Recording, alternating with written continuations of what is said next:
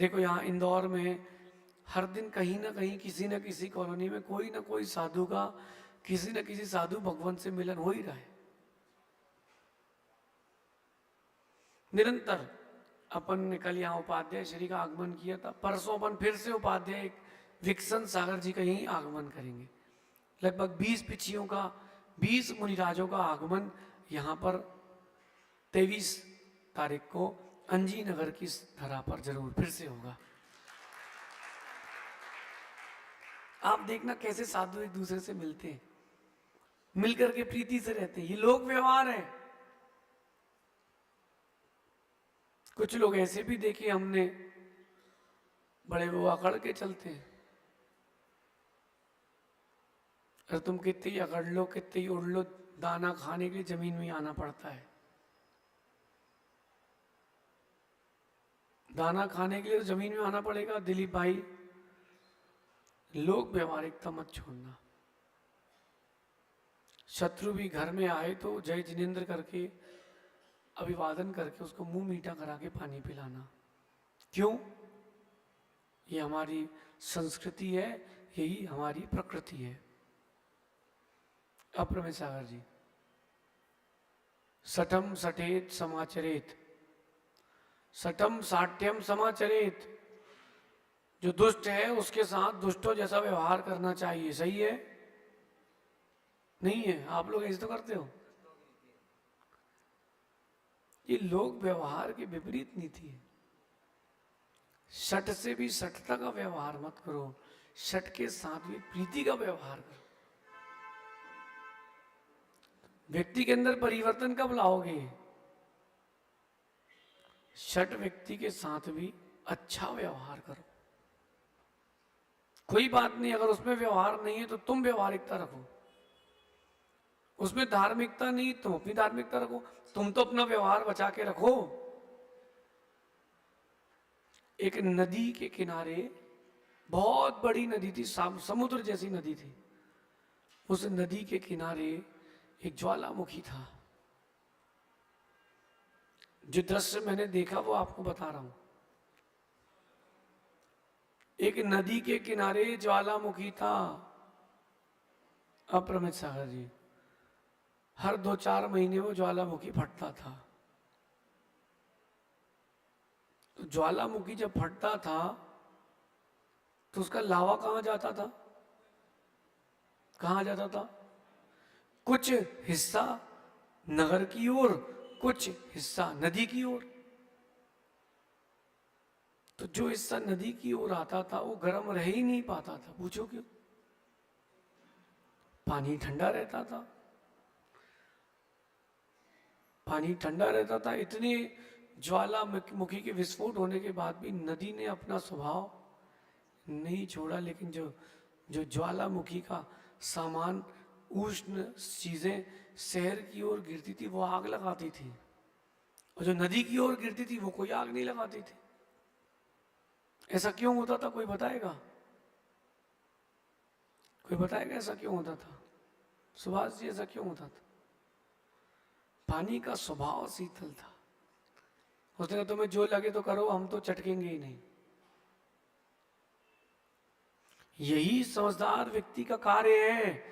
लोक व्यवहार विहीन मत होना, अपनी प्रकृति का भी मत छोड़ना। ये परिवर्तन लाना, आप लोक व्यवहारिकता का परिवर्तन लाना।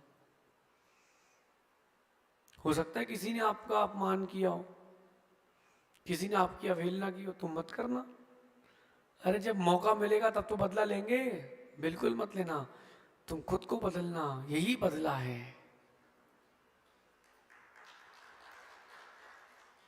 मैंने एक पंक्ति लिखी थी कि हमने खुद को बदला है, हमने खुद को बदला है, लोगों को लगता बदला है।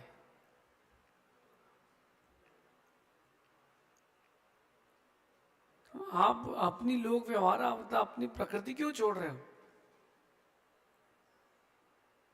अच्छा, कई लोगों को देखना आप, उनके क्या होता है व्यवहार में, थोड़ा रूखापन होता है।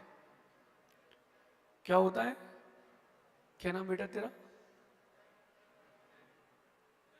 विनय, विनायक। क्या नाम है तेरा? विनायक। बेटा कुछ लोगों के स्वभाव में रूखापन होता है, वो अच्छी बात को भी बुरे ढंग से ही कहते हैं। कई लोग इतने सरस होते हैं, इतने व्यवहारिक होते हैं कि वो बुरी बात को भी सही ढंग से कहते हैं। अपना अपना सोचना एक मिनट के लिए, आप कब कब ऐसे होते हो? जब जब रूखे होते हो, कोई पसंद नहीं करता। देखो अच्छा, गर्मी का मौसम है, सुनना ध्यान से। गर्मी का मौसम है और रास्ते में कहीं जा रहे हो, सूखे पेड़ के नीचे खड़े होगे कि वृक्ष फल वाले छाया वाले? बताओ। छाया वाले फल के नीचे खड़े हो गए, क्यों? अरे यार थोड़ी देर तो धूप बचेगी, थोड़ी देर तो धूप बचेगी। किसके नीचे खड़े हो गए विनायक? छाया वाले पेड़ के नीचे कि सूखे पेड़ के नीचे? देखो अगर तुम्हारे पास व्यवहारिकता है, लोक व्यवहार की मर्यादा है, तो तुम्हारे वृक्ष के नीचे तुम्हारे पास लोग खड़े होंगे। तुम्हारे पास मर्यादा नहीं है, तुम्हारे पास कोई नहीं रुकेगा, कोई रहना पसंद नहीं करेगा। इसलिए मां सबसे पहला परिवर्तन लोक व्यवहार का परिवर्तन लाए, लोग व्यवहारिकता सीखे। थोड़ी सा कुछ हुआ नहीं एकदम गरम, थोड़ा कुछ हुआ नहीं आउट ऑफ कंट्रोल, नहीं, लोग व्यवहार बना के रखें। बेटा अतिशय, तुम देख रहे हैं ना इंदौर में लोग हमारे प्रवचन तो सुनते ही हैं, लेकिन देखो जिसके पास व्यवहार होता है व्यक्ति उसको अधिक पसंद करता है। शुद्ध सागर जी हैं क्या? मोक्ष मार्ग में आने के बाद किसी को अगर किसी का अभिवादन करते नहीं बने, इतना सा व्यवहारिकता नहीं आए, तो कोई रहना कहां पसंद करता उसके साथ? बोले भैया ठीक है चलो निकलो। तो साथ में कोई आपके है, अरे उस साथ वाले को कम से कम इंसान तो मान लो, साधु नहीं मानो कोई बात नहीं, इंसान तो मान लो कि इंसान है। जैसा आप खुद के लिए चाहते हो वैसा उसके लिए भी चाहो, यही तो लोक व्यवहार है। और क्या है? अलग से क्या चाहिए नीरज? आप हमारे पास आए हो, अलग से क्या चाहिए आपको? बताओ बताओ क्या चाहिए? कुछ चाहिए क्या? क्यों आए हो? हाँ कुछ नहीं, चलो साधु भगवान है उनके पास आए हैं। देखो माता जी आ रही है, कोई नहीं, जाओ छुलक जी माता जी लेके।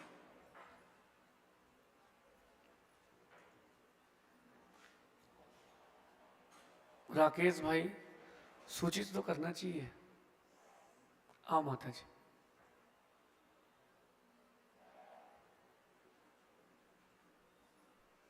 जो जीवन में व्यवहारिकता की मर्यादा नहीं रखता उसको लोग पसंद नहीं करते।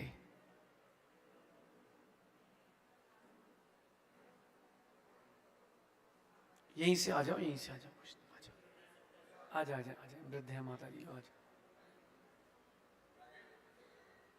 चलिए अपन सीख रहे हैं जीवन के विशेष परिवर्तन जो आपके जीवन को उन्नत बनाते हैं। अगर आपने परिवर्तन सही वक्त में किया तो जीवन उन्नत होगा। आशीर्वाद।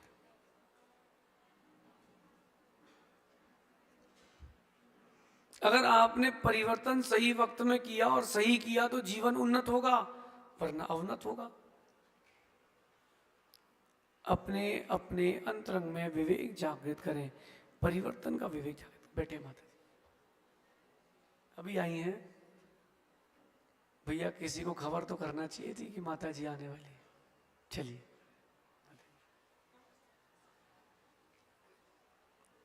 अच्छे बढ़िया, और बैंड बाजे से लाते अपनी तो माता जी आई।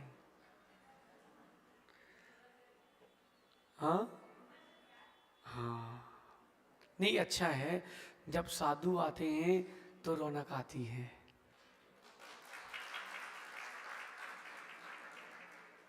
चौरई वाली माता जी हैं? माता जी चौरई वाले भी आए हैं। सुनिए, हम अपने जीवन को अच्छे अच्छे परिवर्तनों से जोड़ें, वही घिसी पिटी जिंदगी को ना जिए। आप लोगों से कह रहा हूं, अपने जीवन को अच्छे परिवर्तन से जोड़ें, वही घिसी पिटी जिंदगी ना जिए। लोक व्यवहार सीखें, लोक व्यवहार सीखें। कैसे किसका अभिवादन करना है, कैसे, देखो समझदार व्यक्ति अल्प समय में भी बहुत सारी चीजें सीख जाता है, लेकिन जो ना समझ है उसको बहुत समझाने में भी कुछ नहीं सिखा सकते। इसलिए बेटा अतिशय साधु बनने वाले हो, लोक व्यवहार जरूर सीख के रखना। लोक व्यवहार में लिप्त मत हो जाना, लौकिक मुनि मत बनना, लेकिन लोक व्यवहार सीखना, रीति रीति सीखना, कहाँ क्या होता है, कहाँ कैसे जीवन जिया जाता है। और इस लोक व्यवहार से आपके व्यक्तित्व का निर्माण होता है। किसी ने आपसे बोला कि महाराज जी नमोस्तु, माता जी आ गई क्या? माता जी, किसी ने कहा कि हमारे मौसी ने नमोस्तु भेजा आपको। हाँ, तो क्या करें? किसी ने बोला कि हम बंबई से आए, हाँ तो कार्यालय में लिखाओ, पूछताछ कार्यालय में लिखाओ। बेचारे का दिल टूट जाता है, बेचारे का दिल टूट जाता है। अच्छा, हाँ, आशीर्वाद, इतनी तो कहना है। देखो भैया, परिवर्तन का दौर है। आओ भैया नए अध्यक्ष जी, परिवर्तन का दौर है और प्रवचन भी परिवर्तन पे ही है।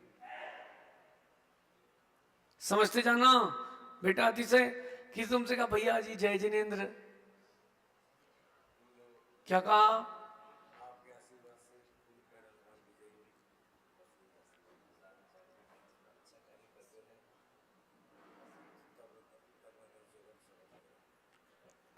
इसको अब थोड़ा नया रंग रोशन करो, आशीर्वाद। सुनिए, किसी ने आपसे कहा महाराज जी नमोस्तु,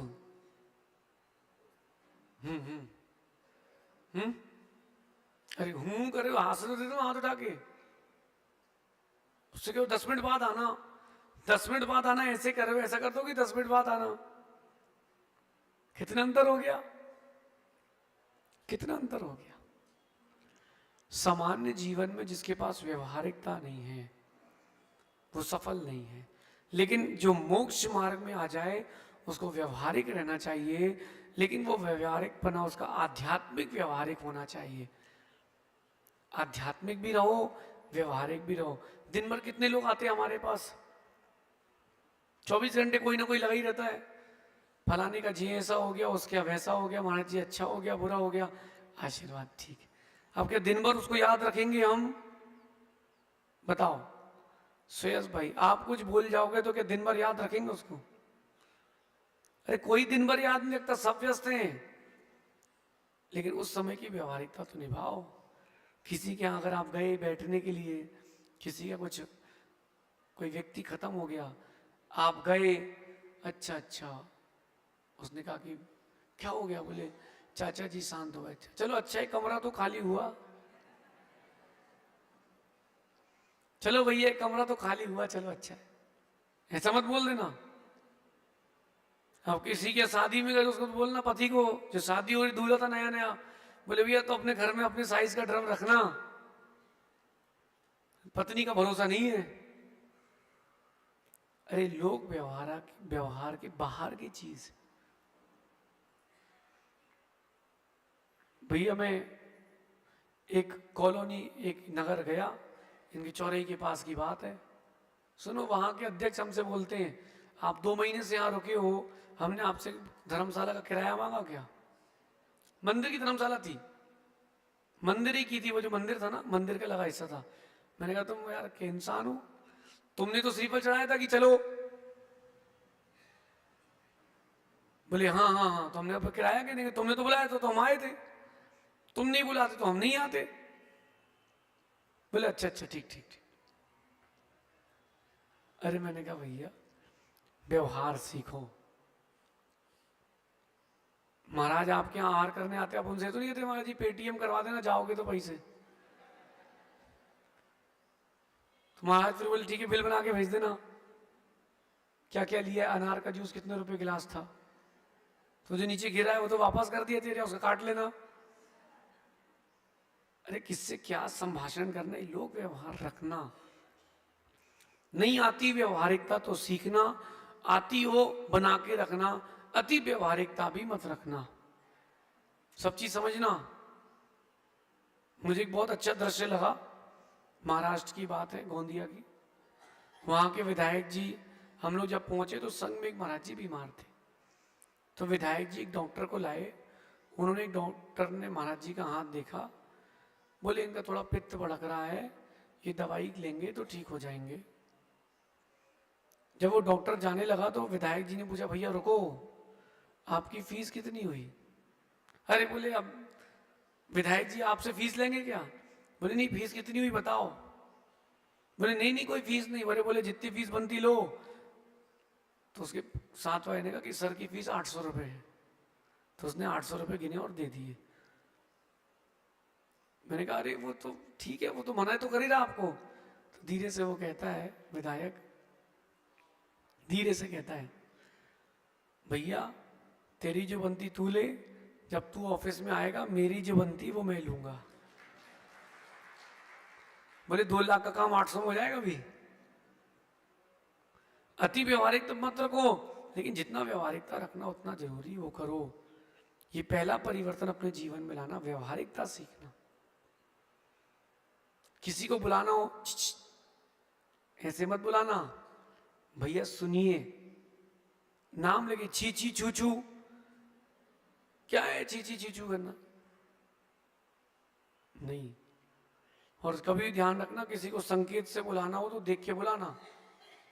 आपके संकेत लोग समझ जाए सहज सागर जी, वरना झगड़ा हो जाता है बड़ा। जैसे माता जी आई तो एक जगह ऐसा हुआ, माता जी की उसी रोड में एक तरफ से श्वेतांबर साधु आ रहे थे, साध्वी आ रही थी, और यहां से दिगंबर साधु जा रहे थे। तो दिगंबर साधु जाए तो उन्होंने पैर दिखाया, जमीन में रखा, चल दिए।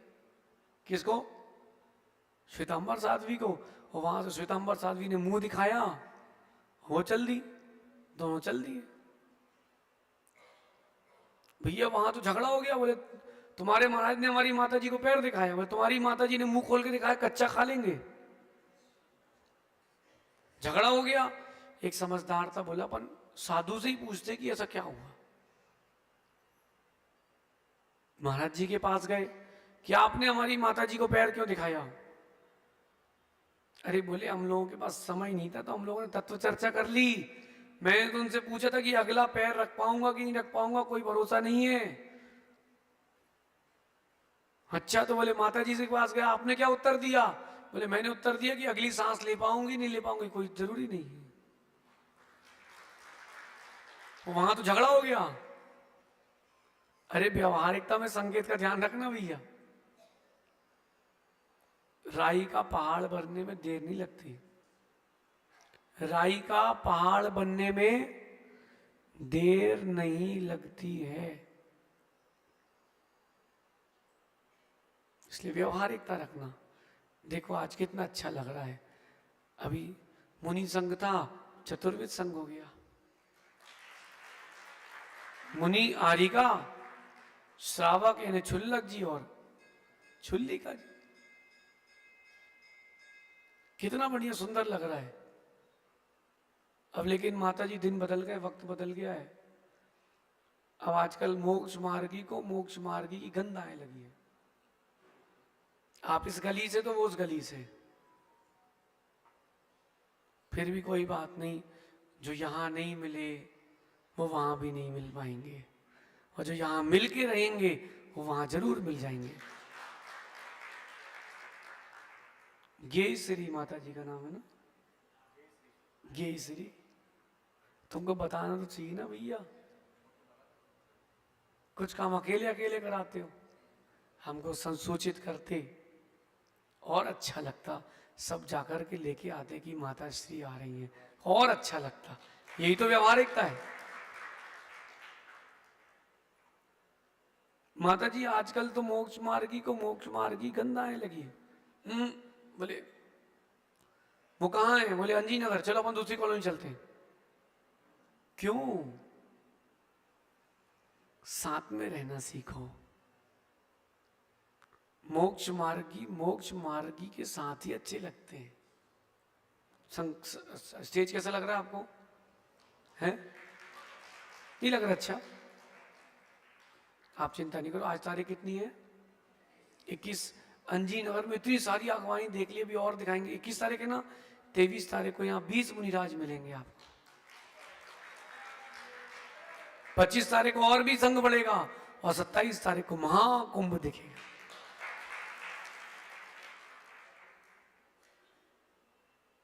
आनंद है, लेकिन आनंद उसके लिए जिसके हृदय में श्रद्धा है। जिसके हृदय में श्रद्धा नहीं है उसके लिए वजन है, उसके लिए बोझ है। जिसके हृदय में श्रद्धा है उसके लिए आनंद की कणिकाएं हैं। वीरेश, कितना किलोमीटर चल के आए हो? 2000 किलोमीटर से आए हो। क्यों आए हो? दर्शन के लिए तो आए हैं। चिकमंगलूर, बेंगलुरु 2000 किलोमीटर चल के क्यों आए हो? दर्शन करने। सुयस भैया, कितना किलोमीटर है बेंगलोर यहां से? 1400 किलोमीटर है। सुभाष जी, भीलवाड़ा कितना दूर है यहां से? 400 किलोमीटर है। इतनी दूर दूर से लोग आए। चौड़ाई कितना है भैया? 650। सोचो तो एक मिनट के लिए, आप लोग इतना दूर दूर से चल के क्यों आए हो? साधु के दर्शन मिलेंगे। साधु इतना दूर दूर चले क्यों आ रहे हैं? उनको पता है कि हमको महासाधुओं के दर्शन मिलेंगे।